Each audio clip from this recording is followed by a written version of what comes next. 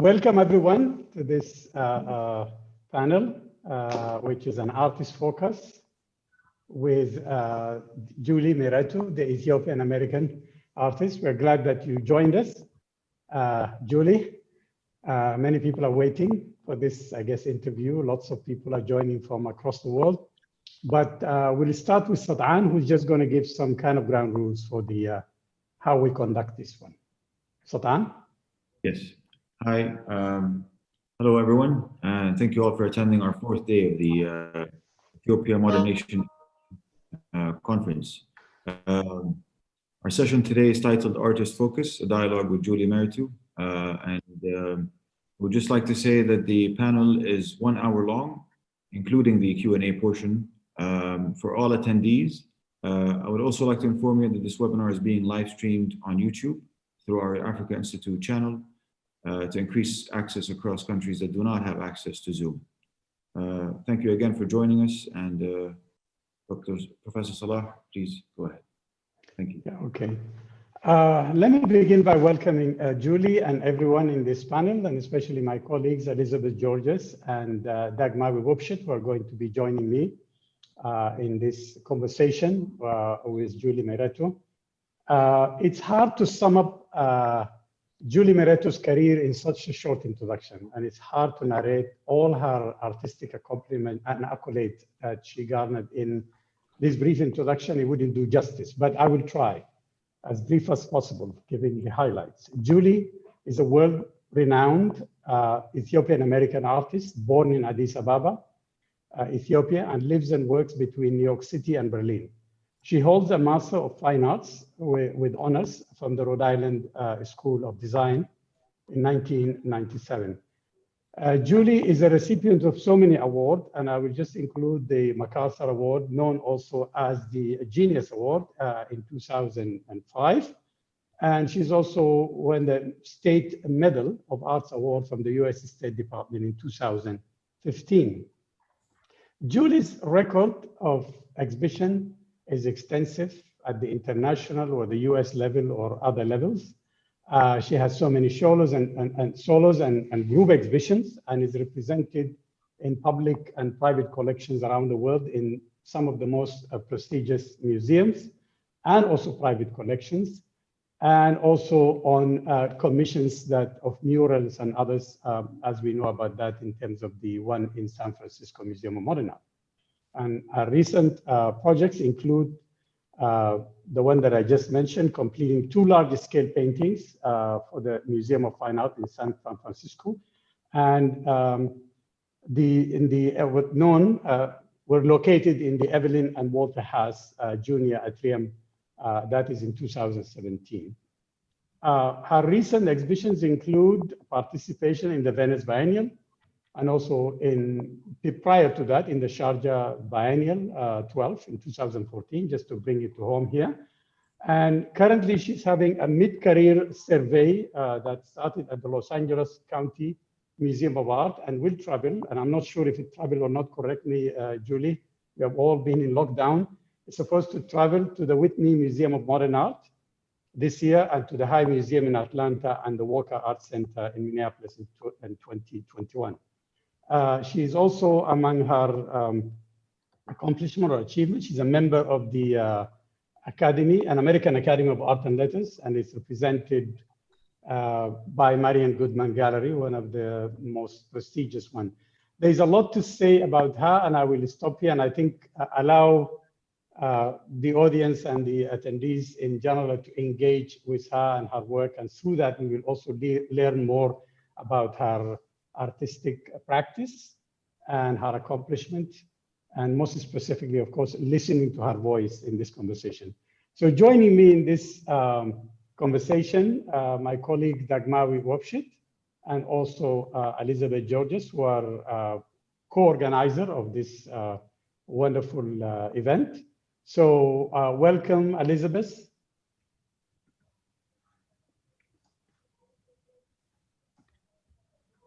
Elizabeth? No, I think start with Dagmar, or Julie. Do you have something to say before we go? Or well, Julie, I really thank you for asking me to be here and to join you. I'm thank you for the really nice introduction too, Salah, and good to see you all again. You know, Julie, I forgot something that's very important for me. Sorry, go ahead, sorry. No, I was just saying, I wish we were in person, able to be together in person. I wish. We will. No, I just wanted to say something that's very important part of my introduction that I forgot to mention, is that Julie is really among the most graceful artists that I met and most generous. And I just want to mention one thing, which is very rare to find artists engaged in these kind of types of solidarities, especially with the Global South. I recently witnessed her at the Havana Biennial, coming on her own, at her own cost, with her team in installing her part and then leave. And that is not easy to see or witness, and very rare to witness among artists of her stature. And I know that towards Ethiopia and many other events, I know that you act on these kind of, you engage in this kind of act of solidarity silently, but one must acknowledge it. So thank you for that. Elizabeth. Well, we should start with Doug. He will tell us how we're going to organize this talk, and then move on to me. Doug, can you start? Yes, okay. Julie, always a joy to see you. And thank you so much for joining us. And also thank you to 78 and counting participants who from all around the world who are tuning in for this conversation. Just to give you a sense of how we're going to proceed, first I'll ask a set of questions dealing mainly with aesthetics. Then Elizabeth will follow up with a set of questions about your recent engagement with the art scene in Ethiopia. And then we'll turn it over to Salah to ask a question perhaps, and then also open it up for questions from the audience. Sure. So before, Julie, I ask my first question, which is about abstraction, let me just set it up in this way, especially for those who may not be familiar with your work, just very briefly. Now, it is you're widely recognized as one of the most important painters working today, and a painter who's taken abstract art in a new direction. Anyone who's seen your work can testify to its stunning originality. And anyone who's stood before your work, especially the large-scale pieces, know that it is a spellbinding experience because your work often taxes the capacity of the human eye. We have to first contend with the tension between scale and the senses, how your artwork, and in general, artwork that outsizes our vision demands us to assume different positions of viewing, and also how it triggers in us a complex, multisensory experience. So from a distance, looking at your painting, say a few meters or feet away, we see how they open up these incredible abstract vistas. And then when we draw near and see them up close, we notice their intricate layering, their exquisite palimpsest of, say, for example, architectural renderings, gestural marks, abstract lines, and rich fusion of color, all of which work in tandem to create a rich visual topography and language that we now immediately recognize as yours.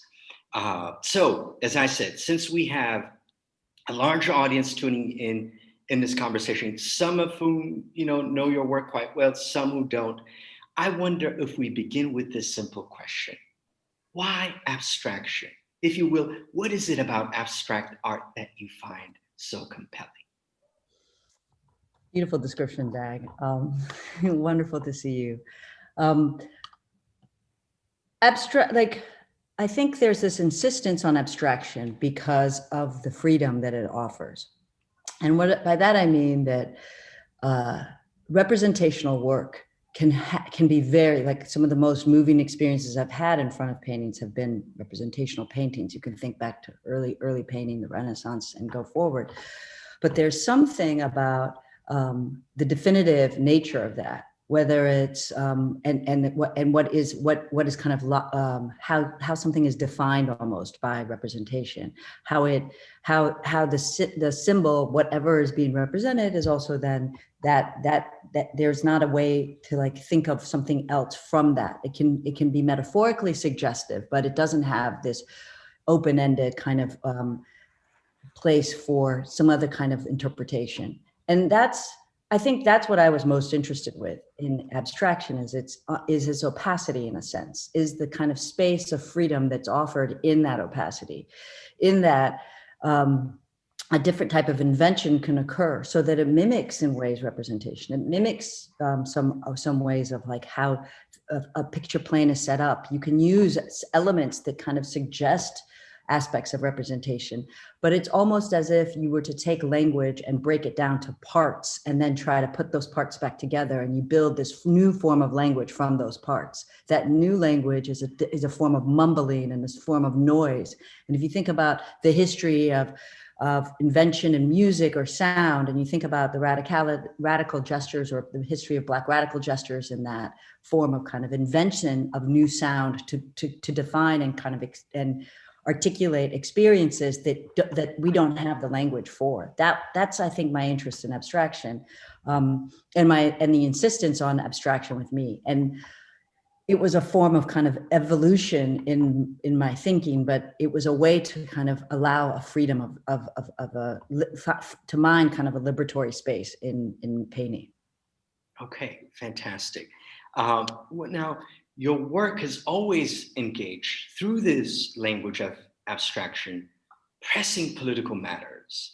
For instance, following the Egyptian Revolution of 2011, you did a series of works that were meditations on these plazas of power and protest, if you will, like Tahrir Square, Mescal Square, Red Square, Tiananmen Square.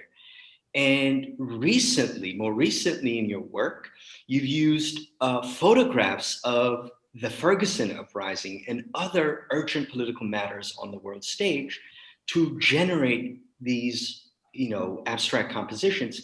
So I wonder if you can say more about how your work brings the political and the aesthetic. There's that commitment to politics and its relationship to aesthetics. So that happens, I think, for me in several ways. One part is always coming from this very fundamental place of what it means to create as an artist, and the effort to mine and understand oneself, and understand oneself in the context that one is living in. And I think for me, these issues and the history of where I come from and how we are made, and the history of being from family that were really on the being born in 1970, coming out of that moment of a very particular urgent political reality of trying to build a new Africa, if you will, and to build this new utopian modernist situation in terms of how to think about African futurity, and that type of the Pan-African kind of gesture that was taking place in the continent at that time. And so coming from that place, and then having left Ethiopia when we did, I think this has always been core to like my orientation in terms of how I negotiate myself in the world, is always about this kind of mining that history and those desires within a world that kind of is always complicated, and where the narrative is not, there isn't this kind of, where those utopian drives are kind of broken, and the dystopian realities that we engage in, and these kind of constant uncertainties and these constant fractures in these desires or those narratives are part of what our constant daily reality is. And so I think that's always been core to like how I've tried to understand and negotiate myself in this, and how to find a way to like build this work where I can investigate that without being didactic or without being kind of prescriptive in any way.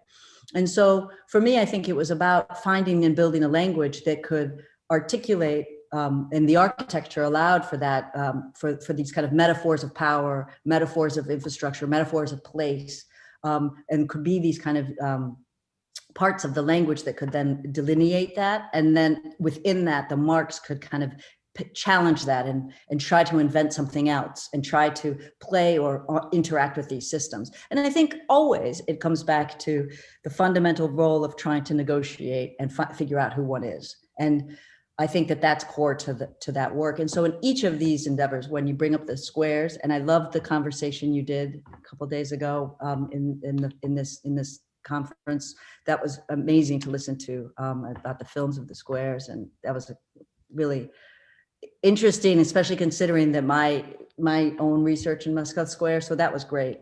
But all of that kind of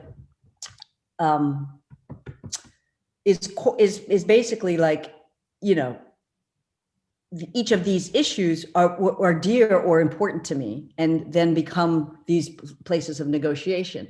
And many times I think as I've gotten older and become more kind of connected with the making of the work and the making of the language and the invention of the language, some of this is also just you reach a different kind of connection, and that's like understanding intuition, understanding how to create, and when particular gestures are taking place in the world or taking place in our daily reality that are core or hit this core like vibration with one, that definitely comes through the work. It's a connection with a different form of information.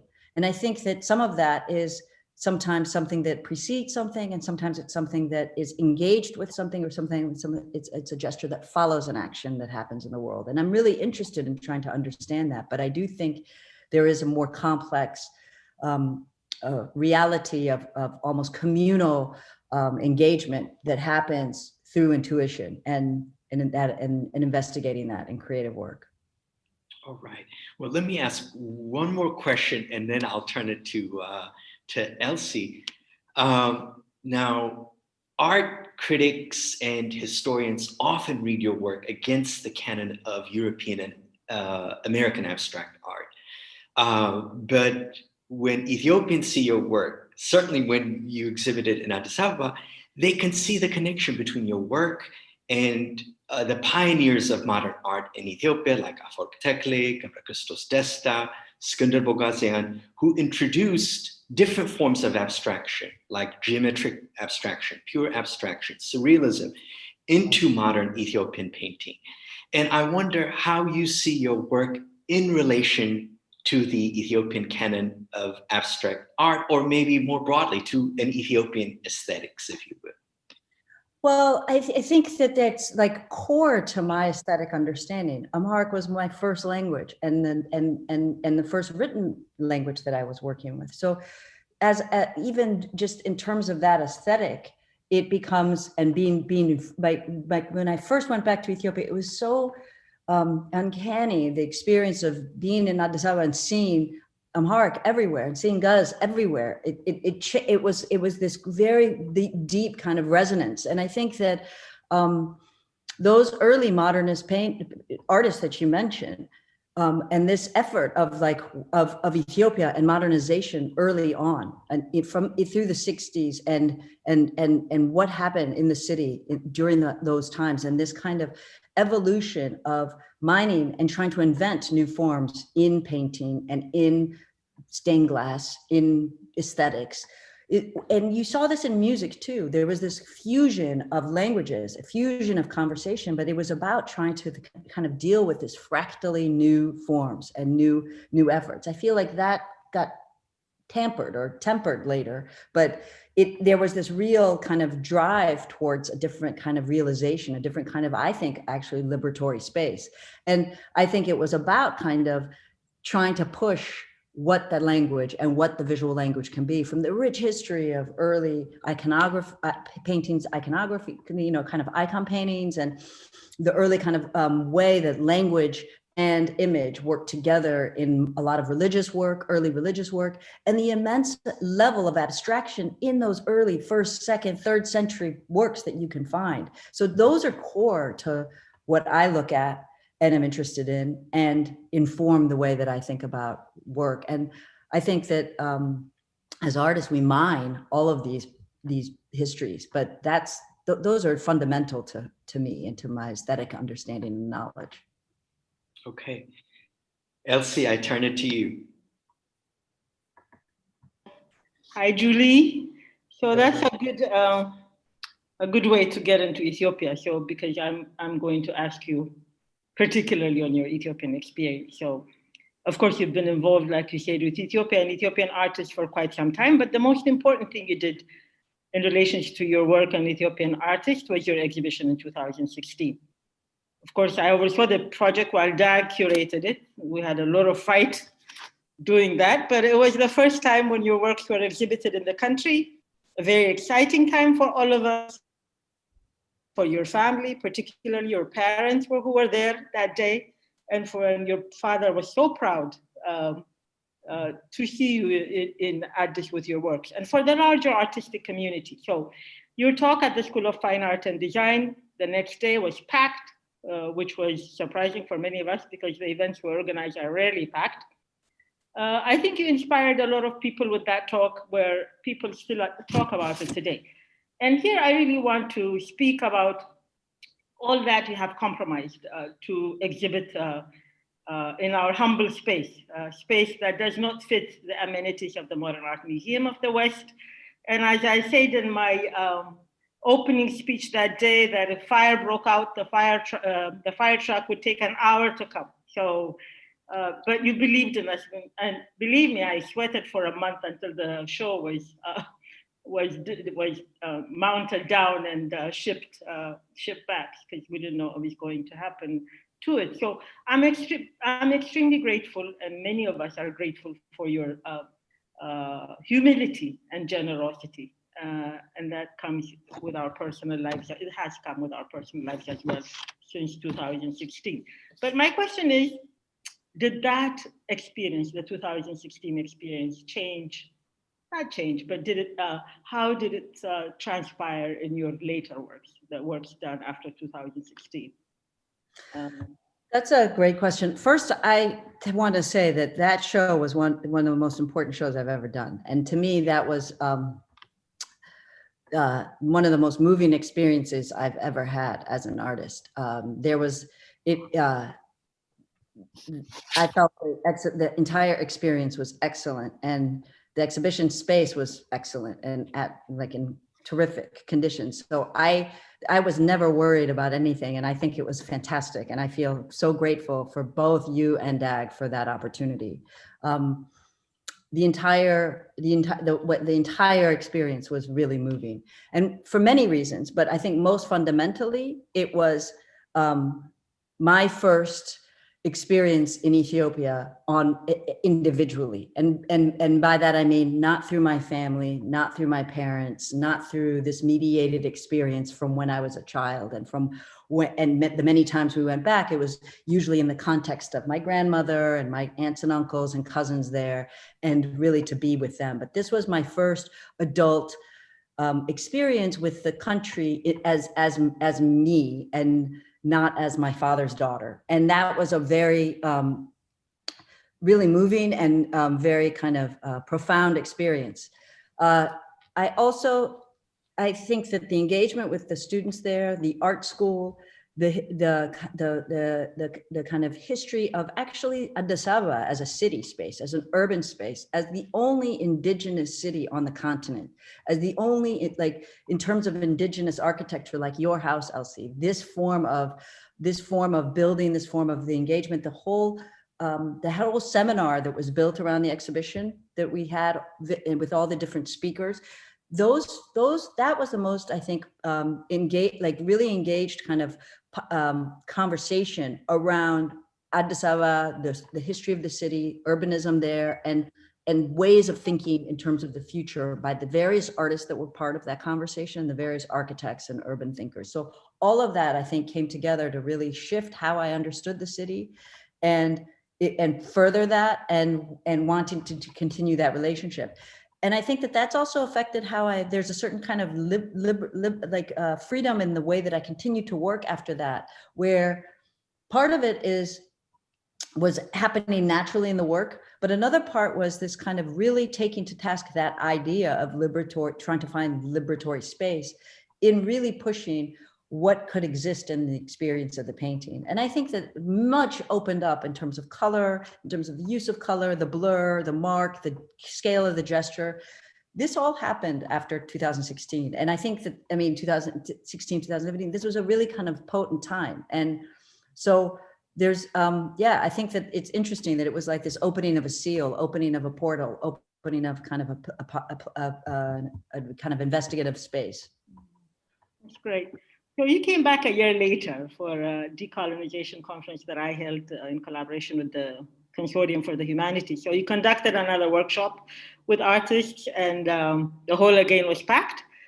We had a memorable drive to Ankober where you talked about the abstraction in the paintings in Ankober. So you were just talking about it. So I've seen from my own interactions with you since 2016, and particularly since our second interaction in Ethiopia, your intense interest in events in Ethiopia, the political turmoil in the country, and more recently, we've been communicating with the COVID pandemic impact in the country.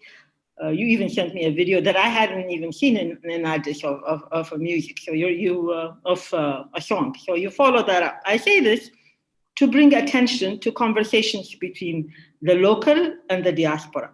And often we don't see this conversation. Successful diasporic artists like you, and for that matter, successful writers and academics in the diaspora are not in conversation with artists, writers, and academics in the country. So, and works are often imagined outside the local experience. So this has often created resentment in the local population, in the local artists, academics, and writers. For instance, I remember in one of the workshops that you gave in the School of Fine Art, artists were asking you if you really knew their challenges. Remember that? And it's and at one point you just said that I may not know your challenge, but we can begin a conversation to understand each other's challenges. So you've tried to keep that up, keep that conversation, at least with some of us who are working to bring you as adjunct professor to the School of Fine Arts. That didn't materialize yet, but we're still working on it. So hopefully that will consummate. I just wanted you to reflect on this gap between the diasporic imagination of Ethiopia and of the global South, which your works address, and the located experiences, which feels that imagination does not address that experience, So, and how do we know, how do we narrow the gap? Because conversation between the local and the diasporic is ultimately important. So I just wanted you to reflect on that a bit. And that's my last question. That's a really important point. And I think that a lot has to be done to kind of shrink that gap, because I think especially this pandemic and this global situation, this moment, this kind of global uncertainty and the kind of real connectivity that we have that has been exposed by this pandemic, I think has really kind of shown the absolute necessity of how deeply interconnected we all are, and how projects, and not just in terms of social political projects, but how aesthetic projects are intertwined. If we're going to really think of how do we understand and imagine the aesthetics of uncertainty, how do we imagine and understand and can interrogate this moment, it has to be a collective kind of endeavor, and it has to be definitely a project that is kind of thought of in dialogue and built in a more collective way. If I think about Fred Moten and these ideas of this consent not to be a single being, I think that's core to how to kind of think through this time. And so for me, while my painting practice is a very private and very internal studio practice where I go deep into myself and I do whatever I can to get lost in this kind of internal space to then generate something from that space, I feel that that's a really different practice to many other types of practice I'm trying to engage in. One, I would love to come and teach, and we've discussed that and we want to make that happen. But two, I have been involved in a collective with two other artists and writers upstate in Denison Hill, where we created this artist collective and residency project where we host artists and we are building conversation. And we're really during this time trying to build this conversation to address and really think about this idea, the aesthetics of uncertainty, through a theme called the Exodus theme. Not Exodus as the arrival to the promised land, but Exodus as this space of that loss in the desert, the murmurings, that moment of unknowing, the moment of kind of almost this mixture of how do you deal with a post-emancipatory moment, where there's this loss in that, and this kind of disoriented kind of time and condition. I don't think this is unique to one place in particular on the globe right now. I think especially what this has been a condition of the world, and through climate change and through many aspects of inequities, this is getting more and more dire. And we see it. I mean, you see this country is going through, the United States is going through, it's in a quagmire of a mess at the moment. And I think it's only the failures and have been exposed, especially this year. And I think that, so I think that, like, I guess what I'm trying to say is that this dialogue is key. So through Denison Hill, this is one area that we're really engaged with that. And then recently I've been asked to do a project that was with, the idea is with BMW to do this kind of art car project. And one of my proposal was that I wasn't so interested in just painting a car, but I'm interested, and the proposal is this project that we're trying to build is a Pan-African cinematic project that would work in each, like from Cairo to Cape Town, a kind of continental Pan-African drive that would go through each country and work with artists, collectives, treat the vehicle as a kind of roving recording vehicle and archive, and also kind of a broadcast vehicle. So it can be both a recording device, a device that can build, and be as well an ontological stage, a place for conversation, to encourage this kind of conversation, so that the entire work becomes a work that becomes a work across the continent through many dialogues, but but the protagonist is this vehicle. The protagonist is this vehicle that tries to look back towards the past, but then also project to different possible futures. And this is hopefully going to materialize into this kind of stage where this conversation can act not just as a way to connect us here and my collaborators at Denison Hill with artists and writers and filmmakers and thinkers on the continent, but also through these various countries, 9 countries on that route. And to play with that history of early Pan-African desires and the loss of that, and how to kind of reimagine those ideas. And I think I'm looking at kind of projects like Borderless Photographers and other projects that have done these kinds of caravans and that are interested in what it means to actually cross borders and work on new forms of creative conversation. But I think this is really crucial to where we are at this time. And it's a very good question. And I think it's a challenge for all of us. Like, how do we continue to build these dialogues and continue to work collaboratively towards other kinds of futures and projects? Thank you, Julie. I'm sure Salah is going to continue with a couple of questions before we go to the audience. Salah? You're on mute, Salah. We can't hear you. Oh, sorry. Okay. My question too will actually overlap with some of the questions and issues that I read. They're mostly commentary, but also some of them are questions. Of course, I'll get back to the issue. I want to go back to the issue of painting and also other genres that you're engaged in, like printmaking.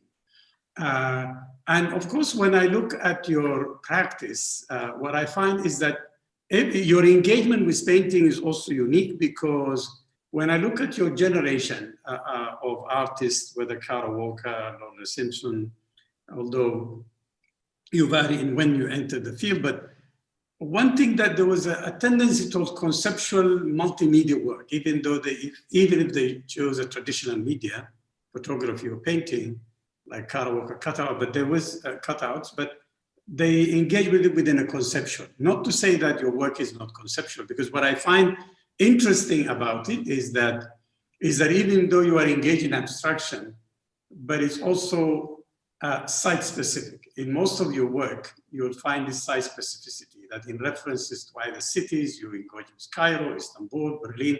If I just look at the series of big work that you engage in. So in a way, you really reinvented abstraction for the new generation, but there's also something else that is at work, which I find to be interesting. When one looks at your work, even as you describe it, for example, the work for Berlin through the Deutsche Guggenheim Commission, where you talk about these paintings, they're of course reference Berlin and old Berlin, and also New Berlin, is that you look at it as a site of, as you mentioned, generation and destruction, and it involves layering and erasure.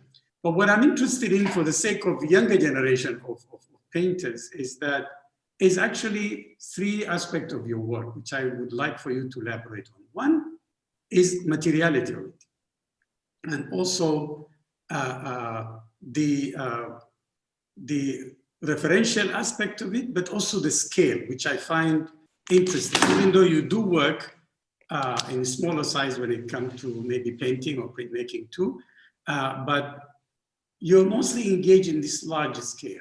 So I thought that would be very helpful for people to know that. And then the third question is, I want you to also describe the process of work, because we often see the final product, but the process of making the work, listening to you in earlier conversation or watching videos, it's a very complex process. And I thought it would be very helpful pedagogically for people who are engaged in painting to understand. Okay. So I think it's interesting you brought up Kara Walker and that moment in the mid 90s, that following the early 90s, when I was in graduate school and when we came out.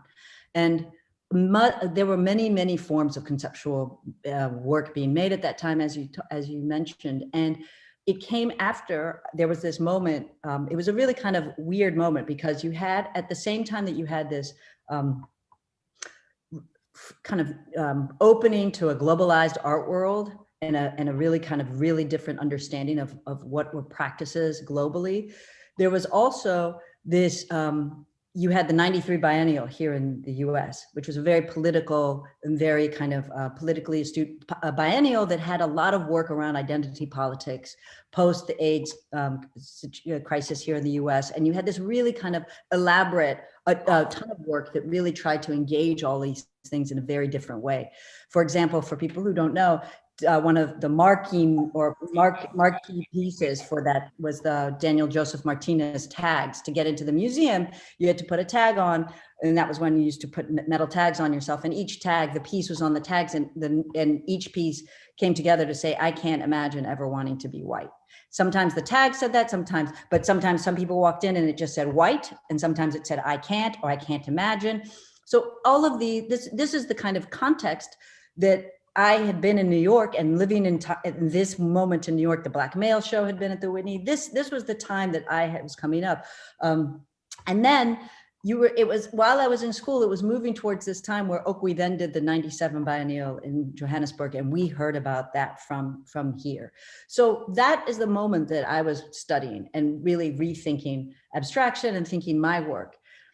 But I also want to say there was this other push in all of that, which was the denial of identity politics in art. You had this kind of reactionary moment like Dave Hickey and Hal Foster, who were coming up with these texts like On Beauty or Air Guitar, which were really trying to go back to a certain kind of aesthetics and pushing out the desire for politics and work. And I think like, coming up in this time, in this kind of, it was this kind of time of these contradictions.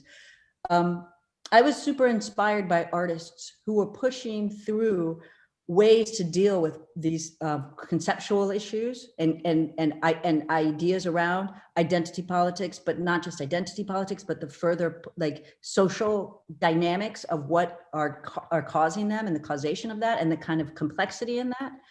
How can that be invented? How can I deal with that in painting? How can I deal with those in drawing? Because painting and drawing were my language. And anytime I tried to do something outside of that, it was horrible. Like, I'm not that type of artist. And I'm so blown by artists who can really transcend and work in different media, because for me, my capability was my getting out of my brain and actually letting certain things happen and then understanding what that is and trying to drive that. So I started with the mark, and how could the mark deal with these ideas? The mark as an individual agent or as part of a collective. The mark by itself being not having that much meaning. The mark in a context of many similar marks takes on a certain characteristic. And then I thought about the mark and how it mimicked, when you look at a mark that way, it almost mimicked a map, and how the map was a way of a particular kind of construct of space and an idea of space. And so that became this whole conceptual way for me to kind of approach painting, so that it was kind of folding in a way of thinking of abstraction, and a way to like think of abstraction and the concept of what could be folded into that conceptually. So thinking about Cartesian space, thinking about rational ideas of space, how that is in contradiction to social behavior, how there's this absurdity of like trying to understand behavior in the known world, and the major gaps in science and understanding of the known world. The more we learn, the more we unlearn, or more we don't know, and how that all kind of comes together in this material way of working with. I was working on paper, and then how I started to want to create like layers and an actual history within the mark making. Like, if these marks were like agents that were operating in these groups, how do they kind of build this world? And you have this kind of, layers of this information that look like maps.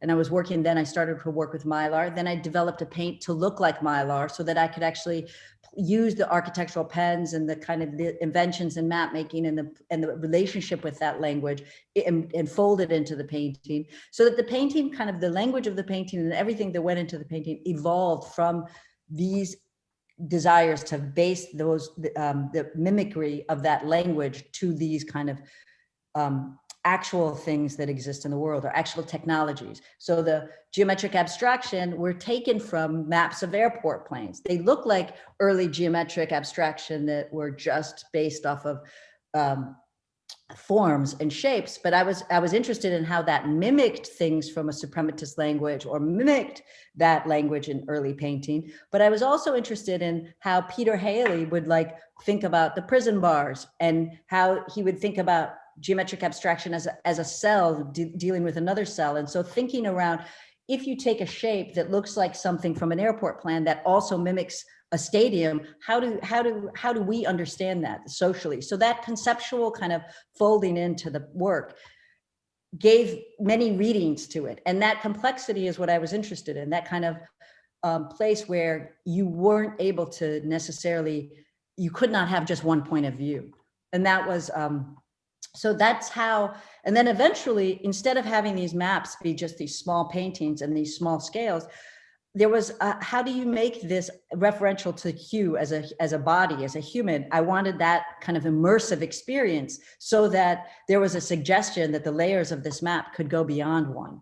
And so that when you're actually looking at the image, you're up close to it, the entire image dissipates. You can only see what you're engaged with. And as you leave that, you get a bigger kind of far view of that image. So you get a sense of the system, but that system could go beyond you. And that suggested, I think, in the scale shifts of what can happen in the work. So all these small parts kind of grew organically, one on top of another, but because of the kind of, with the early work, especially this kind of conceptually driven desire to kind of like only build the language around what was necessary to further the language. And then, to speak about the process of the work, as I continue to evolve and understand, fold in the architectural language as a social context, to then fold in the architectural language as part of the map, so you could have the kind of aerial view of a space, and then and that type of understanding of, it's a conceptual understanding of space with a kind of visual perspectival understanding of space. To flatten all that into one place, the conceptual idea of collapsing time and space through 2,000 years of forms, you could it provided a kind of different opportunity to then think through particular site-specific locations, such as Berlin, or as I started to develop place and time and really tried to further that investigation, different points of like whether it was the stadia, whether it was military architectural complex, whether it was being in Berlin and going through the history of Berlin, or the history of the squares for the Mogama paintings that I did for Documenta. Each of those then could become a research investigation into that form of building, into that form of historic building, and into that urban space. And so that could be an interrogation of that form, and then those would be drawn into the painting. And so that's drawn in layers onto the painting, and then the marks kind of challenge and interact and engage with that. Eventually, the parameters or the structure of the architecture became unnecessary for the marks. The marks could invent that space themselves, and that became a different place that I went into with the blurred paintings and the more recent work. But each of those are also then based in a conceptual kind of space, or in that the photograph and the blurred photograph offers this ontological space of where that photograph is from, in that it offers the color, the light, and the time of that image that informs and is kind of the specter haunting the final painting, and that I engage with. I mean, that's a long-winded answer to those parts, trying to fold them into one, but I hope that you're muted again. Oh, am I muted? Sorry, at the time, maybe. Okay. No, I was just saying wonderful, because I think you seem to have answered, okay, this multiple question that I have in one question. And I was going, before I actually go, I was actually interested in your other work, which is falls into pedagogy. And I wonder why and how it felt for you, because you were involved also in several projects with younger people, like your works through CORE. If you can just briefly mention that, like you engage with students in Detroit and mostly in underprivileged areas. Yeah. If you can comment on that, yeah. So they're different, what's really great, and I think really fortunate in certain experiences, is that I was really fortunate to be invited to do this residency project at the Walker Art Center and an exhibition. And so in each context, my desire is to engage with that community that drives and fuels the way that I think and feels connected to me. So what I was really amazed by when I went to Minneapolis is from the minute you get off the airplane, the number of East Africans and people from the Horn that live in Minneapolis. And the landscape is very similar to what I grew up in Michigan, flat and white and cold, and like really like there was this kind of unifying thing. And so that was I wanted to, they part of the project with the Walker Art Center is they want you to engage a particular community and bring students into the museum. And so we did this project where we looked at Minneapolis, the Twin Cities, as East African cities. We created posters that we put through all the schools that were written in 6 different languages. And we created this kind of self-ethnographic multimedia project that resulted in a map of the Twin Cities and a website where all of these students took 2 weeks. They were given these kits to map and engage with their realities and to, in a sense, understand who they were through the Twin Cities by photographing their lives. This was so long ago. Today, you could do it really in a much more sophisticated manner with social media, with the internet, and with the way that things work. But and with digital photography, we were phones and such. We were using disposable cameras and an actual map of the city where people plotted how their lives were, and we compared and we kind of created this collaborative map of each of their experiences, whether they be Oromo, whether they be Somali, whether they were wherever they were from, Habesha, Amharic, it depended, and each of them, Eritrean, they brought in this language, they brought in their language, they brought in their culture, they brought in the photographs, and it became this collective kind of map of this Twin Cities where the history of the Twin Cities fell out. And this was the project. This was one idea of the way, and they all came into the museum. They were all part of the the show when I was there, and we did their show, a show of their work there at the same time. The same thing happened when I was at the DIA. I was able to engage with students from the high school there, and we were able to actually study Detroit and the history of Detroit and go on tours of how that city became the city that it is today, kind of a shell of a city in many ways in the interior part of the city, and to think about how one finds oneself and how one tells a story of oneself and how one thinks creatively about who one is without thinking about the aesthetics of that. Just that interrogation, the different forms that we have to negotiate that, to then find a way to like build a language of who one is. And again, I think through Denniston Hill, it's a very, very different project at a different level, because it's much more of a collaborative, collective kind of conversation, much more maybe discursive thing. So it's not so much a pedagogical project, but more about an engagement to further to learn together and to study together, which is what I think was core about both of those other projects with the students. It was really about trying to study a situation together. Okay, at this point, I wanted to go back to Dag and Elizabeth and give you both a chance. Maybe you can intervene briefly, because there's a set of questions from the attendees, but at the same time, I wanted to alert the participants in the conference who joined in as panelists that you can actually raise your hand and you can engage directly, and you can turn on your camera and sound. So, Dag? Well, briefly, because we want the participation of the audience, but Salah mentioned, Julie, that right now you have the biggest show that you've had, this mid-career survey, right? Which is extraordinary.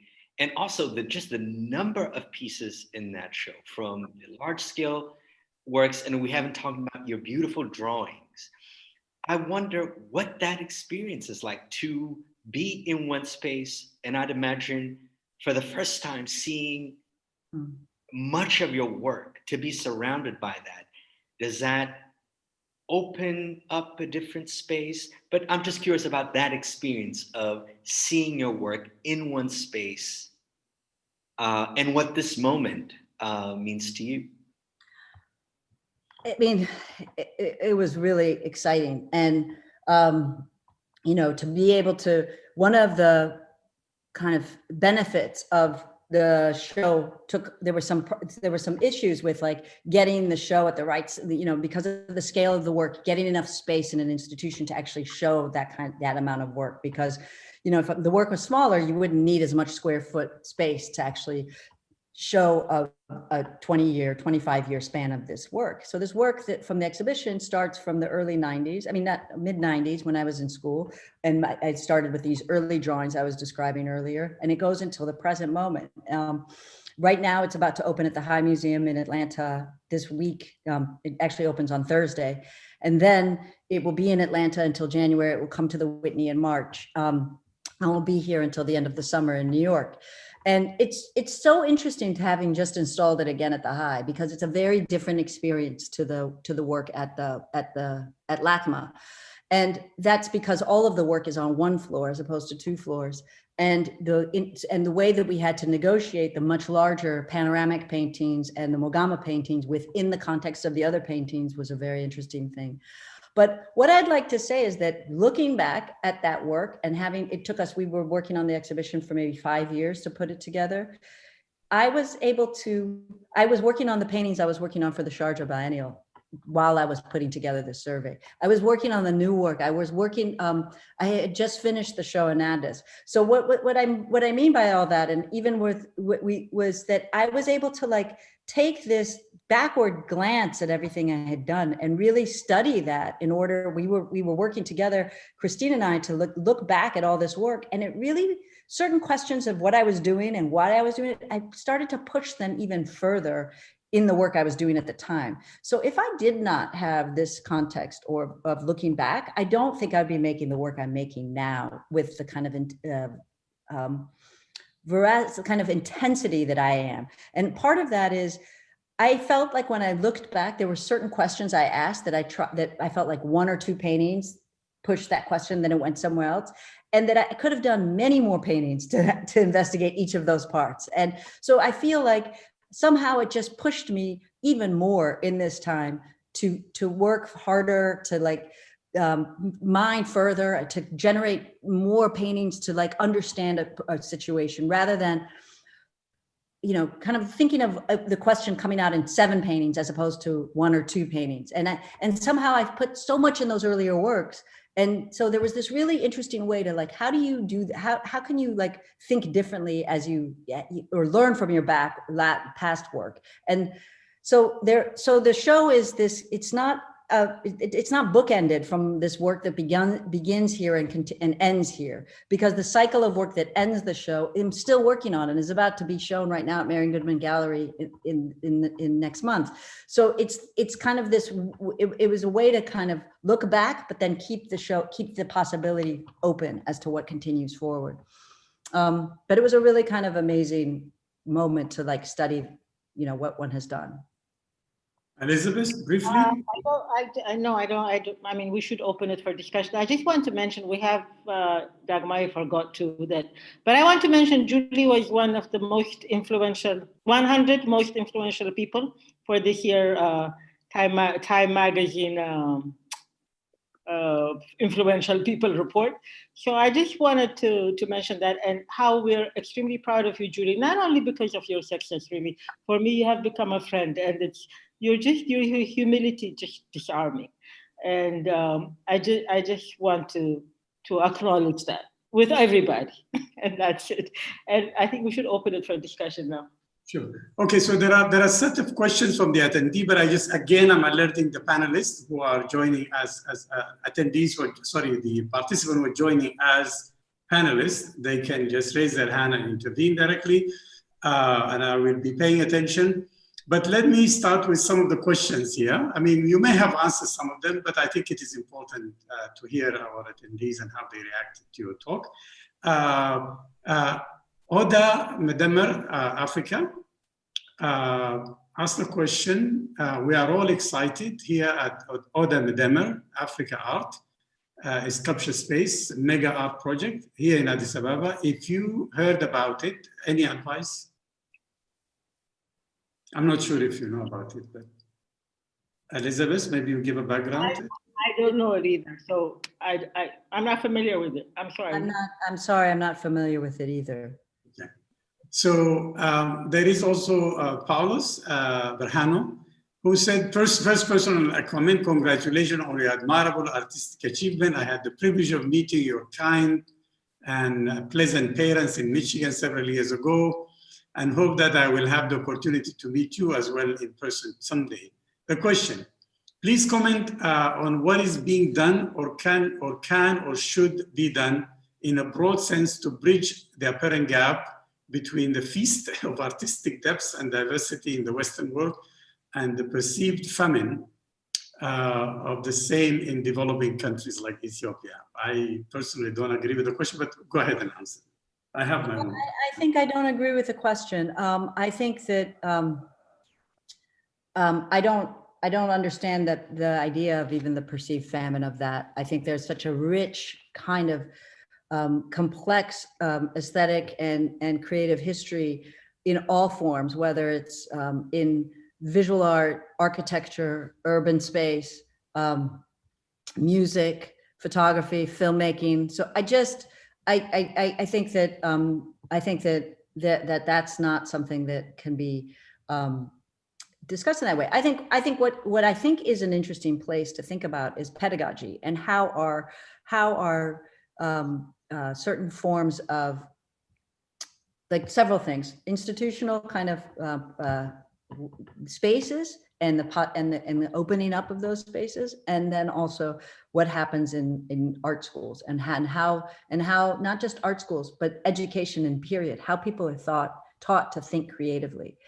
And I think that that creative thinking and imaginatory spaces a lot of times different forms of pedagogy have evolved in ways that try to stifle or dampen creative thought, and by that I mean kind of individual kind of questioning and challenging of not just cultural norms and cultural historic ideas, but even traditions of what are thought of as in terms of higher learning. And so I think that when that it's actually in the hands of the teachers and in the hands of all of us to kind of push what is possible for the younger generations in terms of the freedom that they have to invent and build anew. So I think that in the United States, I think that's also a humongous problem. And I think there's while there might be a lot of creative work, there's a lot of work that looks exactly the same and that feels and is made very much the same and is redundant in a way. And so I think that that I would have the same complaint about pedagogy in this country as well. I think that that's really what has to happen, is that how we think about making, how we think about who we are, how we think collectively and individually in that imaginative space and about imaginative futures is core, and how much freedom we give people to interrogate and to kind of invent new possibilities. You know, I just wanted to add to what you said, two things that are useful, Paulos, in terms of really understanding this seemingly disparity between the West and the non-West. One major problem for some of us who just, as immigrants who lived in the West for a long time, especially some of us who are working within the field of art and criticism and art history, is the realization that actually it is the West that's deprived. If you think about major institutions, they're too Eurocentric. And if you only know a quarter of the whole world in terms of music or art and so forth, and you teach, let's say, classical music, but you refuse to teach, for example, reggae or other traditions of music that are actually worldwide, are more well-known than classical music. For example, I just give you an example of music. So it is too Eurocentric to the effect that it's actually deprived many of the students and the critics and even professors from knowing the world. So that's one point. There is also two references that I'm happy to share with you, Paulus. One came from an anthropologist, Hudida Mustafa, a Caribbean, who mentioned something about what she termed as the creativity in the context of crisis. And pointing, for example, to many countries in Africa where genres of music, fashion, painting, and so forth have been vibrant. And it's at the other side, this is happening in the context of the crisis of the post-colonial state itself. Hunger, famine, dictatorship, civil wars, and so forth. And you just think about Sukos music in the context of Zaire and the Mobutu. That's just one example. And then in Latin America, think of the novel that came from the worst dictators, worst places that experienced civil wars and so forth. You will find that actually what happens in Africa is a major paradox where there is kind of a burgeoning of creativity, as Tejmula Olanyan said in a very good essay on cultural production and its politics in Africa, is that there's a burgeoning creativity, but what is lacking actually is what you point to as maybe famine. Famine in the sense that there is no parallel regime of art criticism that's actually managed to study it, to highlight it, to critique the work, and as it happened in the earlier period. If you think about the era of Chinua Achebe and young and older generation, they were writers and art critics. Salahi was a painter, but is also an art critic. That's why we found literature from that side. But with the crisis of the post-colonial state, that went out. I think these will help you understand the feast in relation to the famine. That doesn't mean lack of creativity. Sorry to take over with another lecture. It's important to point to that.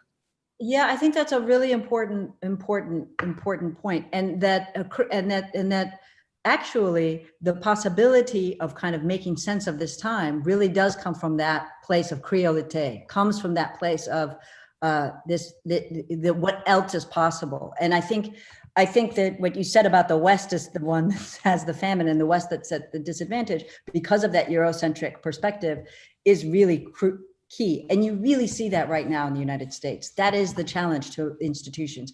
Every institution is being challenged with this exact problem at this moment, and it's in crisis. We'll move to Side Gabrieses. He said, thank you for this conversation. Do you find the idea of art for art's sake or apolitical art being accessible on African continent than the art of the West? Than in the West, sorry. Well, I think that I don't think that it's the work of art to be political, and I don't think that art is necessarily that, but I also think that all aesthetic projects are political at the same time. So I don't. Things are so embedded. I think that there's massive possibilities in what is available to anybody through aesthetics, and I wouldn't say that. So I'm saying that anything is possible in terms of creative imagination on the continent and in the West. And I don't think that there are particularities that are necessary to one place as opposed to another. Let me just move to, there's another question from Alpha Abebe, who said, my question relates back to the conversation regarding the relationship between Western and Ethiopian critic and audiences. Can you speak to any contrast between how Ethiopian audiences on the continent or in the diaspora and other audiences have interpreted your work, including different impulses or distinct frames of reference?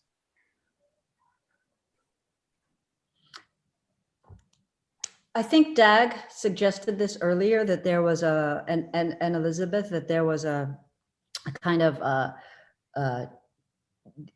mining of different histories in aesthetics in terms of where certain marks, how they mimic certain parts of language differently. I think that is really, that it comes from where someone comes from. And so I think how people engage with the work here in the United States, they don't know Guz, they don't know Amharic, they don't know necessarily the history of manuscripts and illuminated manuscripts and the history of abstraction in that work. They don't, or of the architecture of,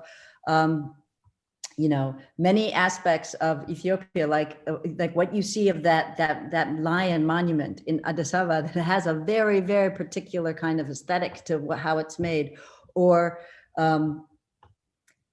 those types of ideas around futurity in terms of what happened in Addis during the late 60s and early 70s. And so all of that, even the evolution, like from the conversation we had the other day of Moscow Square, and architecturally the evolution of that space, how that space became this kind of stadia type of space, amphitheater type of space, but then also how that space has these swirling lights that are part of that aesthetic and part of that kind of, all of that informs, I think, how one engages with the work from one place as opposed to another. Your cultural language and knowledge are different. And so I feel like there were very different kind of experiences of the work because of that. There is Olani Iwonet, who said, Julie, you spoke of Addis Ababa as one of the only indigenous cities on the continent. Could you speak a bit more on your perspective on urban space as a site and method for speculative abstraction? I'm particularly interested in how such ideas could inform Addis Ababa in urban imagination and its built future. Well, I think that this really came from my time there when we had the show and the conference around the show. And I think that it became very, it really hit me how crucial, how important, and how incredibly unique and precious it is that Addis Ababa is the only major urban center on the continent that was actually an indigenous city and was developed as an indigenous city, and the bones and history and forms of building and the forms of urbanization come from this really rich, unique history, and not from a colonial kind of imposed grid or development on a city, although that also happened in Addis Ababa during the Second World War. And you had that imposition in Addis Ababa later, but Addis Ababa differs from other cities on the continent in that way. And I think that that is something really precious that it feels like it's getting erased.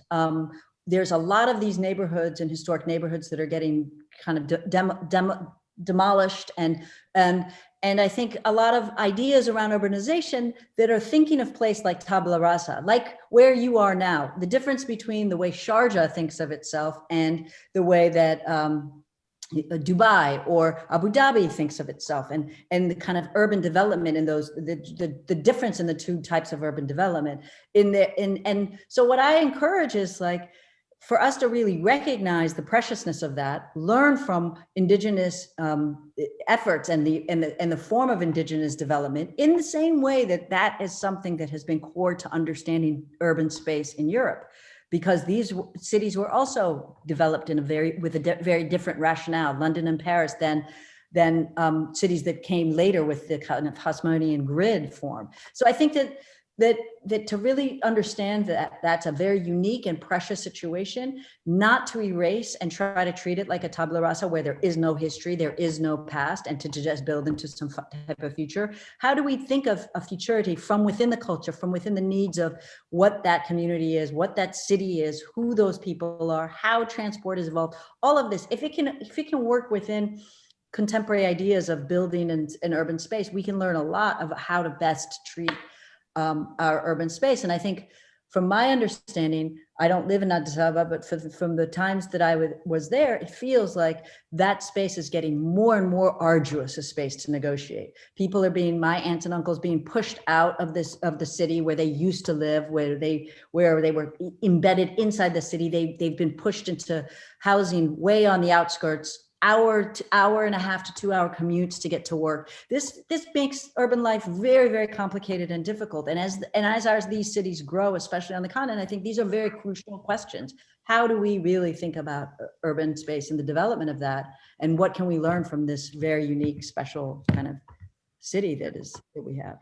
Thank you so much. We have only like maybe 2 to 3 minutes maximum. And there is just one question that came from Eden Abati. That say, thank you, Julie. As a cultural curator in Ethiopia, I would like to get your advice that you have for cultural institutions that are now just engaging with the visual arts sector in Africa. More specifically, how can an institution, cultural curator, support creatives or creativity in this sector without influencing and infringing on their creativity or individual aesthetics? I guess you've answered it in your context of like working with people in the, but go ahead, sorry, with the young people. I think you're right. Like, I think that is something that you want to be able to think about creative centers in really, or institutional creative centers in new ways that are really about like offering kind of space for new imaginative ways of thinking. And I think, one of the failures, I'll use the United States and major institutions in the United States that I feel through this pandemic have been really exemplary in their failures to address what they are as public good institutions. And I mean this across the board, from the Museum of Modern Art in New York, through SF MoMA in San Francisco, through the Metropolitan Museum here. That's a very kind of different institution, but the Whitney Museum of Art. I think all of these institutions have their role through this time. They are public institutions in the same way academic institutions are public institutions. And by that I mean they receive an enormous benefit, tax kind of write-off benefit to serve and be something for the public. And during this time of closure and shutdown and pandemic and economic demise and collapse, these institutions have operated as businesses and they've closed because they had to close, but in terms of how they operate, what their imaginative possibility was in terms of how they could take care of their staff,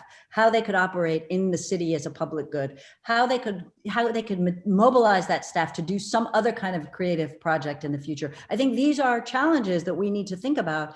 What are cultural institutions? How active are we as not just houses of culture in the colonial sense of being this space that kind of develops wealth and collections and power and these places of power, but how are we really of use culturally, and when can we like be instigators in that, and when can we be collaborators in that, and when can we also be hosts of that? So I think it's a very complicated question, and I think it's a time to really reconstruct those notions right now. And so young institutions and new institutions should be on the forefront of that, and should be the places that can be examples to these other places of their failures, to like try and imagine new ways that cultural institutions can exist in as active spaces of kind of building current and future culture. It really as being folded into the creative process. So you need artists to be a part of it. Sorry?